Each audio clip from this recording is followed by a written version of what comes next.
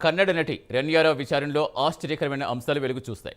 ఆమె అనుకున్నంత అమాయకురాలు కాదని తేలింది. బంగారు స్మగ్లింగ్కు విరాట్ కొందరితో కలిసి పెద్ద మాస్టర్ ప్లాన్ చేస్తుంది. అందుకు స్పెషల్ కోర్టు ఆమెకి నెల 14న బెయిల్ నిరాకరించింది. రెన్యారావు మాస్టర్ ప్లాన్ ఏంటో మరింత సమాచారం చూద్దాం.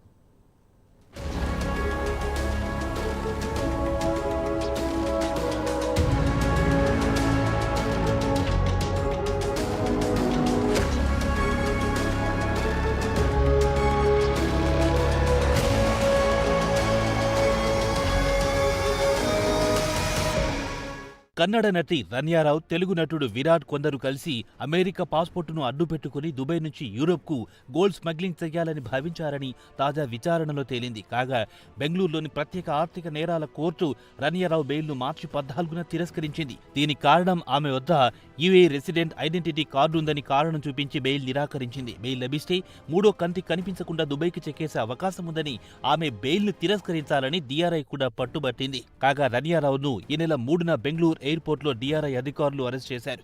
దుబాయ్ నుంచి ఆమె 14.2 కిలోల బంగారం తీసుకొచ్చారు. కాగా ఆమె తన సహచరుడు, సహనిందితుడు తెలుగు నటుడు తరుణ్ రాజ్ కొందరు అలియాస్ విరాట్ కొందరు అమెరికా పాస్పోర్ట్ను వినియోగించుకుని దుబాయ్ కస్టమ్స్ చెకింగ్ నుంచి తప్పించుకున్నారని విచారణలో తేలింది.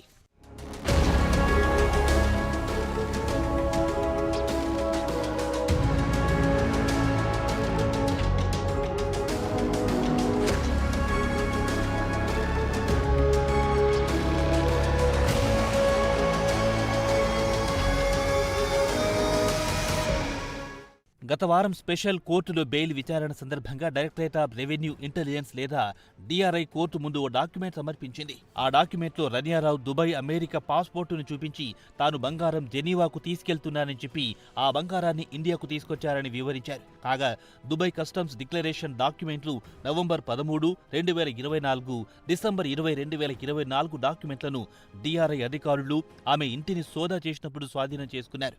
ఈ డాక్యుమెంట్లను బట్టి చూస్తే ఆమె దుబాయ్ ఎయిర్పోర్ట్లో తాను బంగారం జెనీవాకు తరలిస్తున్నారని చెప్పి ఇండియాకు తీసుకొచ్చారని కోర్టుకు వివరించారు. ఆమె బెయిల్ నిరాకరించాలని ప్రత్యేక కోర్టులో వాదించింది.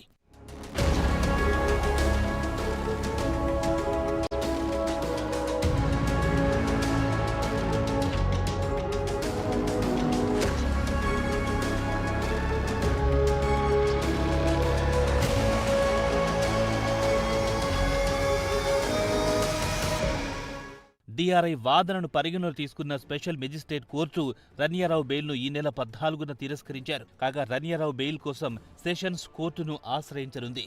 ఇదిలా ఉండగా విరాట్ కొరుందు మాత్రం ఆర్థిక నేరాల ప్రత్యేక కోర్టును ఆశ్రయించి బెయిల్ పొందాలనుకుంటున్నాడు. అయితే అమెరికా పాస్పోర్టును అడ్డుపెట్టుకుని యూరోప్కు వెళ్తున్నామని చెప్పి పెద్ద మొత్తంలో తీసుకెళ్తున్న బంగారానికి కస్టమ్ డ్యూటీ ఎగ్గొట్టడానికి యుఎస్ పాస్పోర్టుతో పాటు యూరోప్ ప్రయాణం గురించి అధికారులను తప్పుదోవ పట్టించారని విచారణ అధికారులు కోర్టుకు వివరించారు. కాగా విచారణలో ఇండియాతో పాటు దుబాయ్ గోల్డ్ స్మగ్లింగ్ కు సంబంధించి అతిపెద్ద సిండికేట్ పనిచేస్తుందని డిఆర్ఐ గుర్తించింది. కాగా రన్యారావు 14.2 కిలోల బంగారం ఇండియాకు స్మగుల్ చేయడానికి మొత్తం 4.83 కోట్లు ఎక్సైజ్ డ్యూటీ ఎగ్గొట్టారని డిఆర్ఐ అధికారులు చెబుతున్నారు. రన్యారావు అరెస్టు తర్వాత ఆమె ఇంటి నుంచి 2.67 కోట్ల నగదు, 2.07 కోట్ల నగలను స్వాధీనం చేసుకున్నారు.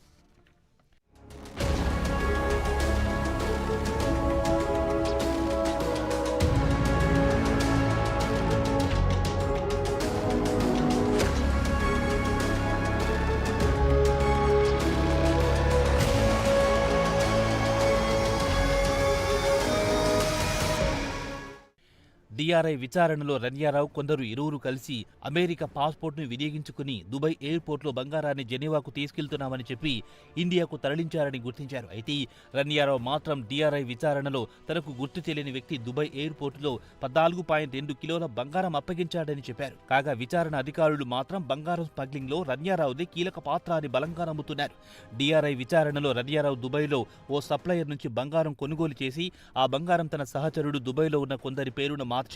దీనికి తగ్గట్లు డాక్యుమెంట్లు కూడా సృష్టించారు. ఇక దుబాయ్ కస్టమ్స్ అధికారులు కొందరు బంగారం కొనుగోలు చేసినట్లు చూపించారు. కొందరు తాని బంగారాన్ని జెనీవాకు తీసుకెళ్తున్నట్టు చెప్పి ఇండియాకు తరలించారని విశ్వసనీయ వర్గాల ద్వారా తెలిసింది. రన్యారావు దుబాయ్కి వెళ్లినప్పుడల్లా కొందరు కూడా దుబాయ్కి వెళ్లడం ఇందుకే అని అధికారులు తేల్చి చెబుతున్నారు.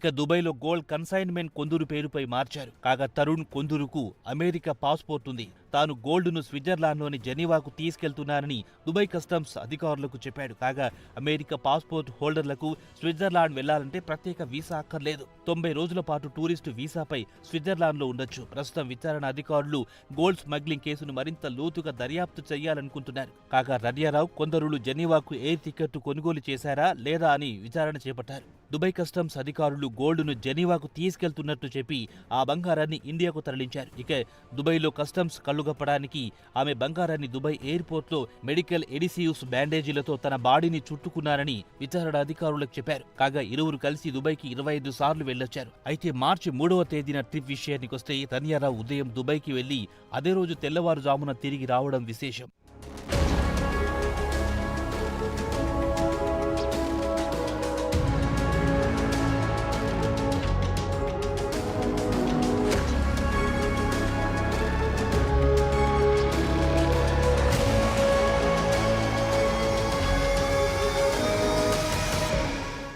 ఇక టికెట్ల బుకింగ్ విషయానికొస్తే రన్యారావు భర్త జతీన్ హుకేరి క్రెడిట్ కార్డులపై బుక్ చేశారు. కాగా రన్యారావు భర్త డిఆర్ఐ తనను ప్రశ్నించకుండా ఆర్డర్ ఇవ్వాలని కర్ణాటక హైకోర్టును ఆశ్రయించాడు. ఇక అరెస్ట్ అయిన రన్యారావు కొందూరు విషయానికొస్తే ఇద్దరికి దశాబ్దం క్రితం నుంచి పరిచయం ఉంది. కాగా ఇరువురు కలిసి యుఏఈలో వజ్రాల వ్యాపారంలో భాగస్వాములు. కాగా యుఏఈ కంపెనీ పేరుతో వీరిద్దరు గోల్డ్ స్మగ్లింగ్ చేశారు. ఇదిలా ఉండగా డిఆర్ఐ అధికారుల సమాచారం ప్రకారం వీరిద్దరూ థాయిలాండ్, స్విట్జర్లాండ్, ఆఫ్రికా నుంచి బంగారం తెచ్చి దుబాయ్లో విక్రయించారని చెబుతున్నారు. దీనిపై కూడా దర్యాప్తు చేస్తున్నారు. కాగా ఈ బంగారం కొనుగోలుకు డబ్బు ఎలా సర్దుబాటు చేశారనే అంశం విషయానికొస్తే ఇండియా నుంచి హవాలా మార్గంలో దుబాయ్కి పంపించి అక్కడ బంగారం కొనుగోలు చేసి ఇండియాకు స్మగ్లింగ్ చేశారని డిఆర్ఐ అధికారులు వివరించారు.